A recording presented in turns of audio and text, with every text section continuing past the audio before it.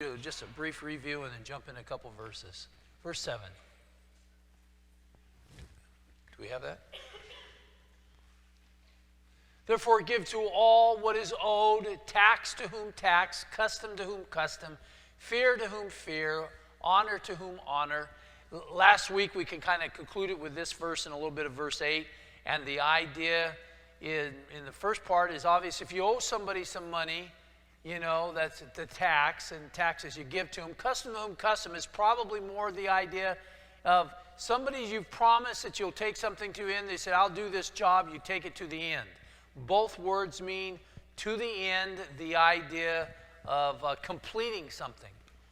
And then we're supposed to fear. You know, if God gave us fear, and all the emotions we have, God gave us for protection or safeguard. Fear is actually a protection.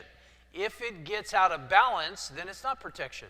When we have fear, it's the word you've heard of it for phobos or something, acrophobia. So the phobia is the word fear, the fear of heights in that case. But fear is the idea that God gave us because it protects you from dangerous events.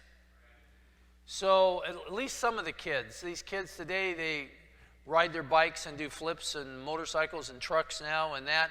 I don't know. They must have not very much fear. No fear, they say. But God gave us fear to protect us from dangerous events in that. And so if we're supposed to fear people, then them honor, the word the value, to respect, we're supposed to give that. And verse 8. Do not owe even one man, not even one thing, except to love one another. For the one who has loved the other man has fulfilled the law. So it's going to make it clear. We're going to look at it again in the verses today. But if we will love, we fulfill the entire law. Okay, so it's very simple. See, I don't know the whole Bible. Some people have even told me, Pastor, I can't read. Doesn't matter. You love, you'll fulfill the Bible. So we're going to try to, hopefully we'll have time to look at a couple verses at the end. But that's your biggest goal. Number one, love God. Number two, love your neighbor as yourself. And so follow God in love. Now, the interesting thing here is the one who has loved the other. Some translations put that a different way. The reason I put it the other is the meaning of the word. There's two basic words for other. There's the word allos, which means other, and there's heteros, which is the other person, but somebody who's different. And so there's ways it's used in Scripture, like if you're giving one type of gift, he says, well, if you have the gift of knowledge, and then another one would use allos, a gift of wisdom, for example. But when it's saying something that's completely, there's a little different, it's different than the other one, it uses heteros. Now, why do I think it's important in this verse? Have you ever said of somebody, that person's just different? Yes. Come on. Okay, over here. Okay, that person, they're just different. Well, that's what God's telling you here. You even love the different ones. You know, a little bit of kind of an insight in there. It's easy to love someone just like we're used to, right? But you're supposed to love people that aren't like you. Someone who's different. Whether a different race or a different nationality. See, God has even called us to love, even though we're looking at national security and problems today. God calls us to love the Muslim. We're not supposed to hate them. So God has called us to do that, so that's what we should do. And they're different than we are. Verse 9, we'll read 9 and 10 and then come back to 9. For you shall not commit adultery, you shall not kill, you shall not steal, you shall not bear false witness, you shall not covet. And if there is any other commandment, and it is summed up in this word, in that you shall love your neighbor as yourself. Verse 10. Love does not work evil to one's neighbor. Therefore, love is the fulfillment of the law. I mean, it fills it up, it completes it, it brings us to its end. If you will just love. I mean, God has called us to love. And we are, like I said earlier, we're to be love moms. We're to be love boats. We're to be noticed and characterized by love. When I witness to people, if I have come across somebody who doesn't believe in Christianity, and they believe in another religion, or they maybe an atheist or agnostic, the number one thing that I'll share to them about God is that He is a God of love. See, and that He leads us to be that. That's, by the way, that's how extremely different we are from the Muslim. It's not a religion of hate. Ours is truly, truly founded on a religion of love. And in fact, let's show that word. I think we have the verb form agapao.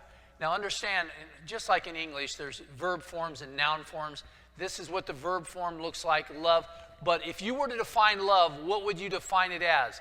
Number one, you define it as something that is disciplined or dedicated. Something. So agape love, agapao love, is a dedicated love. It is a love that is supreme. When God is talking about His love for mankind and that it's superior, it's agape love. And so He requests that we, or commands that we love others just the way He loved us. Okay, so it's a love that does have affection, because when you love somebody, there's going to be some affection involved there. But that's not the key to this word. The key is your dedication and your feeling of goodwill toward that person or this event. Go back to our text. So that's what God's commanding us to do here. Now, so maybe that I covered. I'm going to jump on, William, I'm going to change my message here. Let's go to 1 Corinthians 13 and verse 4. And we're going to go all the way through it. We all have different people in our life. They're just different. We have people who are difficult. And so God commands us to love us. It doesn't command we have to give them hugs every time we see them or smooch them, or that. But what does it say about love? Well, love is patient. When they're different than we are, love is patient. Love is kind. It's not jealous. We don't want everything that it doesn't. Jealousy is inappropriate. Love does not brag. It does not act arrogant. Verse 5. We'll go right through. Does not act unbecoming. The word actually unbecomingly means it doesn't act out of form. It does not seek its own. It's not provoked. It doesn't take into account a wrong suffered. So if there's something done wrong, you don't hold on to this long. You don't let it bother you. Love does not rejoice in unrighteousness. It rejoices with the truth. It bears all things, believes all things, hopes all things, endures all things. In other words, there's some tough times, and you have to put up with some stuff. You're going to put up with stuff longer because you love. You're going to put up with your children. We've got a young section over here. Isn't that great? You guys are included in the young section. Yeah. And your parents have put up with you sometimes, and that wasn't weakness, and that wasn't that they are stupid because they don't understand you, but you put up with some of these characters back here that are your children because you love them. Right? Matter of fact, some of my kids do things sometimes that freak me out almost. And they'll say, Dad, why are you freaked out? Because what you're doing, hello. But then the other one, anytime one of them do something, they say, Dad, why didn't you smack them? Why didn't you punish them? I say, because that wasn't a punishable offense. They just don't get it. They want me to punish them for everything. When it's the other one, when it's them, they're looking at me, what's your problem, man? So listen, love bears all things. And that's why as husbands and wives and parents with children and people and in a church relationship, you just want to keep believing and keep wanting the best And so you do more out of love. And love is not weakness. Love is not meaning you don't have the authority or the power to do something. You're doing it because you still want the best for that person.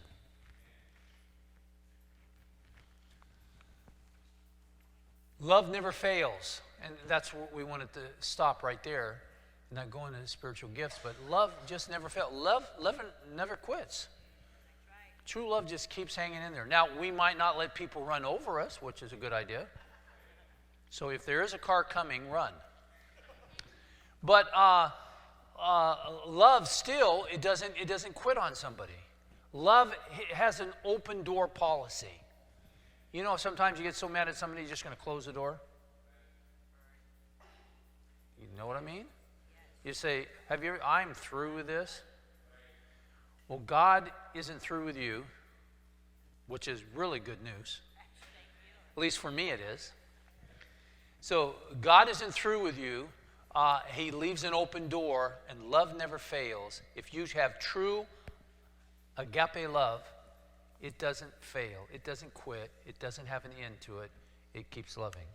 It's the Energizer Bunny of batteries, of love. Okay, let's go back to our text now. So that's what love is. For you shall not commit adultery. You know, we kind of know that, but realize adultery affects so many people. And what this text is saying, if you do these sins, it affects people. So love doesn't do, verse 10, doesn't do evil to anyone. So you don't want to hurt anyone in the picture. Family, friends, you don't want to hurt anybody. So that's why you would never commit adultery. You shall not kill, you shall not steal. That's a word. If you think of kleptomaniac, you've heard of a kleptomaniac? Have you ever called somebody, they're just a klepto or something? Well, that's actually where this word comes from, because it's kleptes. You shall not bear false witness. Now, that one I want to show. You shall not bear false witness. Regardless of the situation, do we have that? Bear false witness? Regardless of the situation, you want to tell the truth. When you're in a discussion that can grow into that conversation into an argument, one of the things that happen is people start falsifying the truth. They start to tell something that, really that isn't quite right. And a lot of times we know it's not right. We're doing it to protect us or defend ourselves or protect our image, our opinion that we said or something. We just want to make us look good, right? All the reasons we'd be false. Pseudo, right here, that's the word to be false, or it's the word to lie. When it says a liar, they're pseudo, pseutes sometimes. But martureo is the word to testify or to witness. And so he said love doesn't tell a lie about somebody. Sometimes it's kind of junior high activity and mentality when we tell a lie about somebody else because we're mad at them. Right? And you kind of see those, if you remember junior high. I know all this group over here can remember the junior high. You kind of do that, and it kind of makes them look bad, and that, so you're happy about that. God says true love doesn't tell falsehoods about other people. And in our conversations, we don't testify, we don't say something that is wrong about somebody. So we need to watch that. Now, if all these things we've done except probably killing, and at least me and George didn't have it. Thank you, George. But if you find yourself caught in that, you confess it as sin and you get it right and you clean it up right now. That's our place. And Paul's saying, listen, if you just love, and that's what you do. You think highly of other people enough to be kind to them and to be patient. And even though what we just saw in Romans, 1 Corinthians 13, 48, what we saw there was that you keep believing, you keep hoping, you keep expecting good things to come. Go back to our text. The next word is you shall not covet. Once again, an important word. It's the word translated to lust. It's the word translated to covet. Show it up there if you will, please. It's the word that has thumos in it. And remember what thumos is. Who can tell me what thumos means? Anger. Okay, it's anger, or you could say, what is the fundamental thought of anger? Passion. You want to remember that, because when the Bible says be angry and sin not, it's telling you this: be passionate, but don't sin. So you can be passionate. It's just that we cannot let this passion go too far, to an appropriate level. So covetousness, here thumia comes from thumos. Epi is kind of an intensifier. And so it says, you know, you're going to get real passionate sometimes, to the point of letting it go to desires that are extreme. So desires that are extreme is covetousness or lust. That's how we translate it in the English language. Now, if you then grasp the meaning of that word, it's important, because if you allow some of your passions to go too far, you're wrong. We should desire God the most, and then right things the most. Back to our verse then. So it says love. Love won't do that. Love won't covet. If there's any other commandment, it's summed up in this word, and that you shall love your neighbor as yourself. Verse 10. Next verse, verse 10. Love does not work evil to one's neighbor, therefore love is a fulfillment of law. You know, it's never considering you're going to do something bad to someone. Example, how do we do that? Paybacks. You know, eye for an eye, tooth for tooth. They said something, tit for tat. They said something about us, we're going to say something about them. They did this, we're going to do that. You know, love just doesn't do that. It doesn't respond that way or react that way.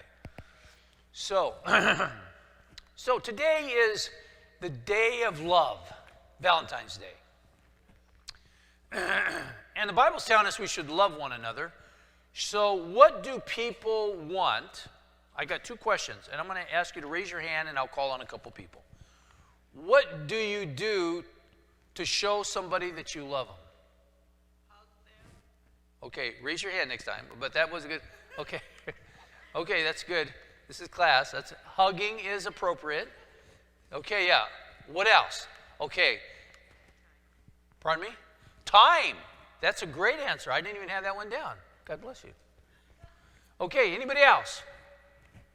Put their interest ahead of your own. Okay. We got Philippians 2 there. And so put their interest in the event and let them have their way or do what they want to do. Pardon me? Okay, blessings. Count your blessings. Okay, anybody else? Kiss. Little kissy face there, okay.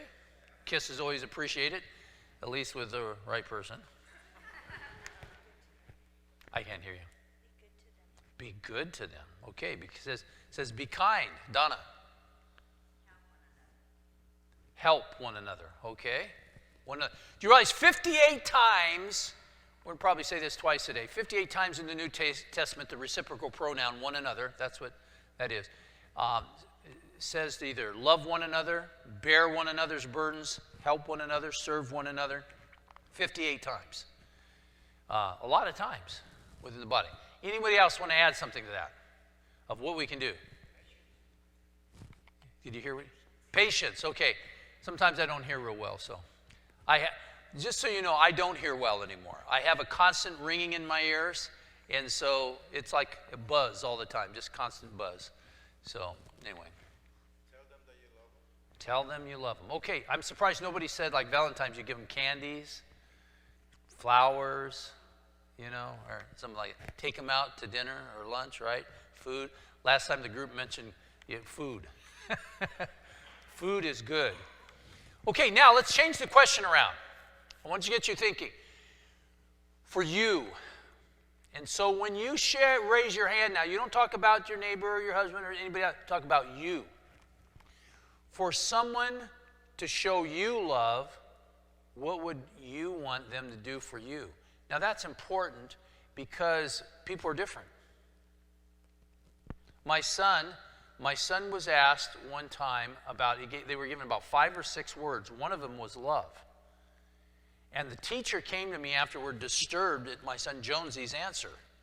But we had plenty of love in our family, so he didn't feel like he needed love anymore. So he answered one of these other things, you know. And so everybody's a moving target, though. See, at one time in your life, you're going to want this.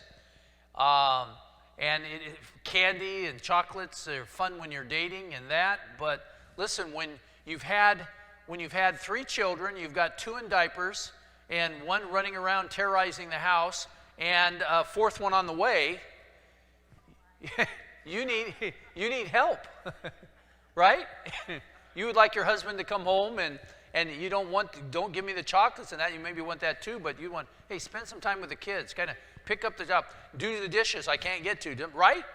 Am I right? See, you're a moving target, and different times in your life you want different things. Now, I'm asking you right now where you're at.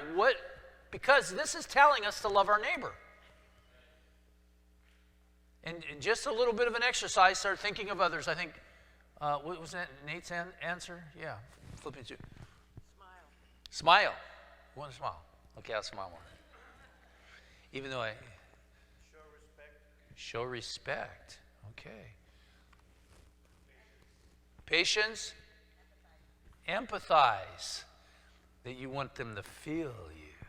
Feel my pain. Feel my suffering.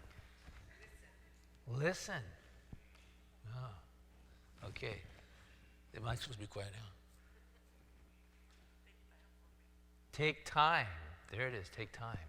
There you go, big boy. Take time for the gal. Okay. Clean? Okay. Clean my house. Okay. Oh, you're going to have to talk louder. Pray for you. Okay. Pray for you. Was that a hand?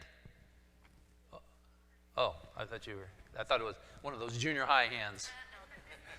Okay. Okay, Mac. Touch. Okay. Richard, you're right behind him. Go ahead and touch him right now, and he'll feel. We got that. Now, I want the message at this point to turn, kind of focused on that, kind of get the idea. People are moving targets, and for what your spouse or children need one day, they might not need the next. They might need understanding. They might need just care, concern. They might need an ear. Just feel like they can talk to you without you saying, that was stupid. Right? So things are going to change. The text is telling us how we should love our neighbor, how we should reach out, what we should be. Let me take you back a few years to the time when we came to Christ. And we're going to kind of go off script here, and I'm just going to share my heart with you at this point. A couple weeks ago, I woke up at 3 o'clock in the morning, which I do a lot of nights, and I pray. And, I pray for people. I pray for the things in my heart that are somebody, that's sick, and they've called us, and Mary, and put on the prayer chain. I pray for those things. So I pray. But I had this burden on my heart, and it just kind of this growing thing. I talked to the elders a little bit about it, and I began to look at some things that were probably necessary. See, when we first get saved, those who are true Christians, they come to Christ with this real desire to have God in their life now. They're really ready for God. They're ready for, and maybe they become very aware of their need for forgiveness of sin and salvation. They're just aware of that need. And so that's what salvation is about. So many people go to church for many, many reasons. But we're talking about when you really come to Christ and you have this thing and you find it to be very fulfilling and releasing. Okay? I want you to follow me now. So that's what happens in Christian life. But then you enter this time in your life, if you really come to Christ, you find the authentic relationship with God. You find this sense of inner fulfillment in reading the Bible or in praying, and you find more than just words, you find an inner peace in an authentic, purpose-filled life because you now believe in God. Emotions have grown and exemplify are magnified because your love grows, your joy grows, is what I'm saying, and some of that. And you find your relationships grow too, and this all kind of happens. But then, and then what happens is that life starts cluttering up things. We find just all of a sudden between work and relationships and health, and it can be so many things, all of a sudden we find out that it's complicated. And we talk to another Christian who goes to another church, and they believe different than we do. And you go, oh my goodness, there's a different, there's different churches out there now, different than the same one that I go to. That would be heteros. So it got complicated. And what you find out is that now your Christianity, it gets dry. Matter of fact, Jesus mentions in Revelation chapter 2, verse 4, he says, you know what the problem is? You've left your first love. And so I realize sometimes we just need to go back to the basics. Just go back to some simple things. Now, I tell you, it had a very profound, I shared this illustration or example with you last week. I just remind you of it. I was reading a book Ricky had given me, and it had this thing where in this huge slum, this slum was giant. You could walk, a day to get through it. It was just giant, the whole city, a slum city. Inside there was supposed to be a church. The missionary goes in looking for the church, and he finds this cardboard, huge hut, and 20, 30 people inside. And he could hear them singing a hymn, so he recognized it, and he went inside. They asked him to preach. Before they asked him to preach, remember, or before he preached, they said, we pray for one another. Their prayer request rocked my life. The first lady says, pray for me because when I go home, my husband beats me when I come home from church. Pray for me that he doesn't beat me too much today.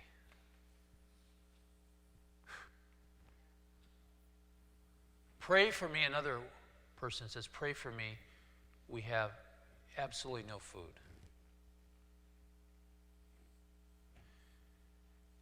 Now, I shared this, the first message, and one of my children came up to me between services and said, Dad, there is nothing in the house to eat. When you open up our cupboards, they're filled. You open up our refrigerator, filled. You look up at our freezer, it's filled. There's hamburgers, there's hot dogs, there's pizzas. There's everything in the cupboards. This person said, we don't have any, me and my family, my children have nothing to eat today. Their old mother Hubbard went to the cupboard. Couldn't even find a bone. Another woman says, we just don't have clothes, my kids.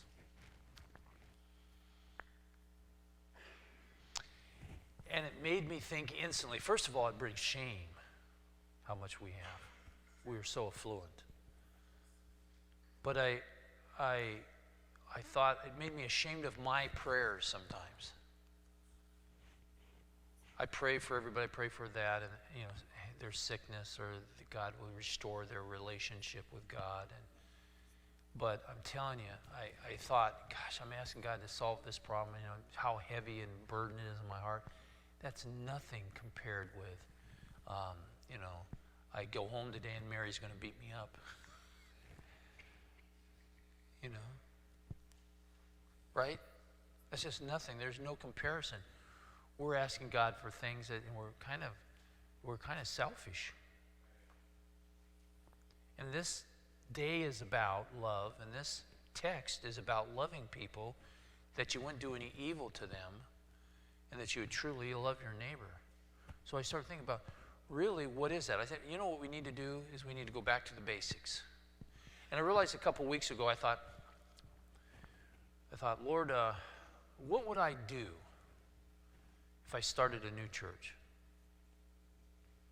And I'm looking at, our church ought to be more active in starting churches, by the way. We have Tijuana right here with areas that have such need, and we're not doing enough there. So we're going to be praying, and we are praying about how much more we can do, maybe plant a church or churches in different areas in Tijuana and that. So be praying about that with us. But here we are. I said, what should we do? Number one, first thing I would do is I feel one of the major problems in the American church today is we are ministering to goats and not to sheep.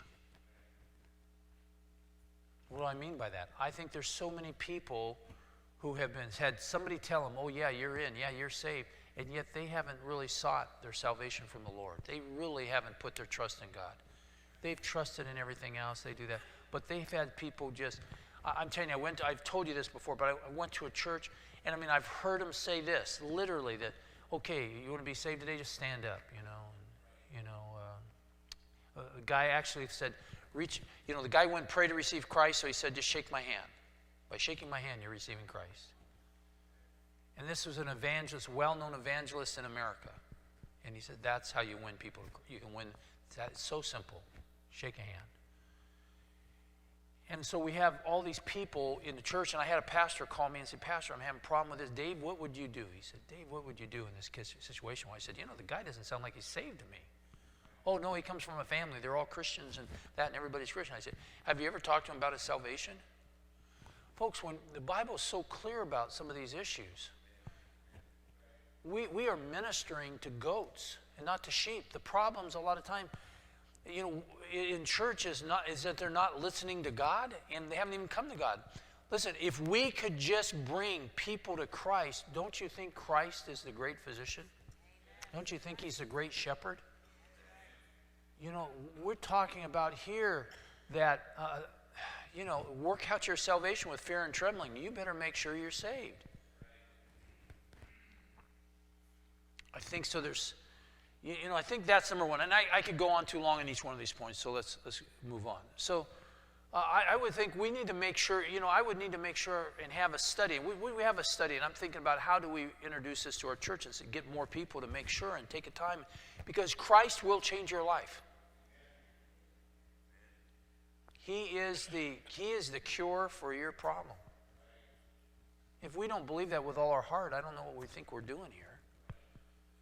But we need to go back to the basics, and we need to remember what this is all about. So we need to, number one, remind them that, that they need to hook up with God, and they need to have that personal relationship with God. Okay? Then, do you know we're a body here, a body of Christ? God has gifted every true believer with a gift to minister to others. It's defined as a manifestation, an endowment, an empowerment of the Spirit of God in our lives. God has given you that so that you have a purpose, you have a meaningful part of this group. Yet the statistics still show that somewhere between 10 and 20% of Christians are active in a church and the rest aren't. Matter of fact, we're kind of just lucky they show up. For a lot of churches, that's what it is. How many numbers you got? How many people? Oh, you want to be say, okay, here's this person stand up, receive Christ. Okay, yep, it's numbers. It's a numbers thing. It's all about numbers and about big offerings, and it's not about changed lives. And we need to have that. And you need to realize, and I thought if I started a church, every time somebody came in church and they say, okay, this is your home, you need to realize that you are part of this body. So if Raul here is struggling, there's plenty of men and people who will support Raul. He doesn't need Pastor Dave to call, even though I would if I knew something, Raul, but the rest of us would come around. This week we've got a call, or email again that went out for Carlin's granddaughter, Audrey, just born a couple days ago. She's in the hospital. She couldn't go home. She has some type of jaundice and that, and her probably liver's not functioning well. So they're putting out for prayer. You know, who should be praying for baby Audrey? All of us, every single one. We have forgotten that we're a body. Man, if that was my daughter, I'd want everybody praying for her. Right? That was my granddaughter, and it's their first baby, and just think of the heartache that moms, you go home from the hospital without your child. You leave them at the hospital wondering if they're going to make it. And so we need to have that. You know, the church needs to find its heart again. We really need to do that. We're like a dysfunctional family. We're a dysfunctional church today, and we just don't operate the way we're supposed to. And so the church needs to have a revival, a returning to God, a true returning to God on these things, and just go back to the basics. Remember that God has called us to this. And it would be great to know that every one of you here is ready right now to minister to people. Every one of you should be ready to, even every one of you teenagers should be ready if somebody needed prayer, a friend of yours. I don't care where you are or what time, if you're on the football field, Benny, or you're in the basketball court, or Raymond, if you're working with your father-in-law, that you're there and you're doing something, and if somebody has a need, you'll pray for them right there. I'm serious. Every one of us. Whether you're at the beach, wherever you go, you are one of God's people. And you minister there and you minister here. Wouldn't that be great to say, every one of us understand that we are gifted. We can pray. You might not be able to do everything, and you don't have to do everything for everyone. But you can be part of the solution, not part of the problem. You can always be a part. If we got a lot of little parts coming together, we'll have a bunch. And so, you know, I think that's what I'd want my church. The third thing would be is make sure they understand a couple tenets of our Christian faith that once again are extremely important. And you probably know them in our church because we strive for this already. But to love, to serve, and to give. You know, when we take an offering here, sometimes you don't even know the offering happened. I mean, it's just quick, and we sing a song and that. But we need to be giving. See, we're not asking for your money. We want to develop Christians who understand that we're to give. I don't care where you are again. We can be part of the solution. You don't have to give everything they need, but help people. If you think of the ministry of Jesus Christ, I've read this, I read the Bible a lot.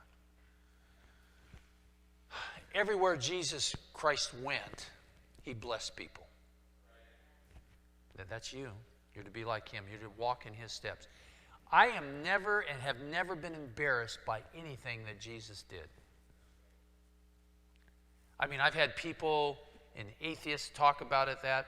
I tell you, first of all, the first thing I would always tell them is that, with God, with Christianity, the greatest tenet I know is love.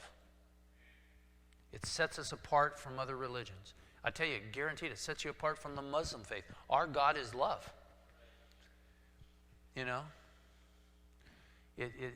God is love. Several times in the Bible. And so that's what we're to be. And so, again, you're never embarrassed. You're never embarrassed about what Jesus, how he went loving people, how he went serving people, how he went giving people. If they had a need, he helped meet the need or solve. If it was healing, if it was food, right?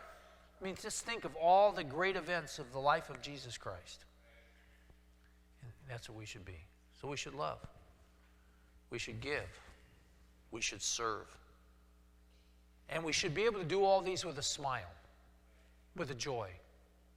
Don't forget who you're really serving. You're really serving him. says, when you've done it to the least of these, you have done it to me. So even though we have some different people, heteros, even though we have some situations that this person is really irritating, you might not give in to them. You might not do what they want to do. You might not say that. Finally, there's a bottom line. It is what it is. But we're still to be kind. We're still to try to do it right. We don't always, but we rebound and we realize the right way. So it would be great to have a church like that. And then the key thing is that we're always reaching out. See, that's what discipleship does. It trains believers. And we're always to be, if you are truly a disciple of Christ, realize what that means. Methetes means that you are a learner. You're a student. And you are growing. You have not arrived yet. Paul even says it to him, author of 13, possibly 14 books of the New Testament. He says, I'm still learning. I am still growing. He's a disciple. He calls himself a servant. And then sometimes he calls himself a slave. Desmos doulos, a bond slave. And so understand, that's our position. So that's what we should be doing, and we need to remember the basics of our faith and not get so entangled in life and busy and that we forget to love and to serve, and that we forget to minister to each other. Because some of the things that makes church so special is the family of God that you know is behind you and supports you. Having that is it. Several things happened in the last couple weeks. But I commented to somebody, Ron probably has some of the exact things, but I can remember taking psychology, and our professor was a guy earning his doctorate at the UCLA. And he said, the number one reason why people attempt suicide is because they don't feel loved. And that just shouldn't happen in the church. We have people who have identified here that to love would be to give them a hug. So be a huggy, And we have one romantic woman here who says a kiss, so give them a kiss. But let's remember 1 Corinthians 13 that identifies it as a kindness. Even though you're upset, you can still be kind. Right?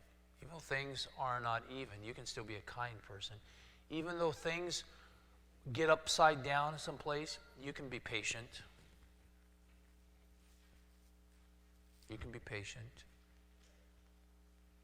You can keep hoping, believing, and bearing. And that's love. So let's come to that. And let's, as a church, focus on some of those things and reach out and remember, you're part of this body. And support it and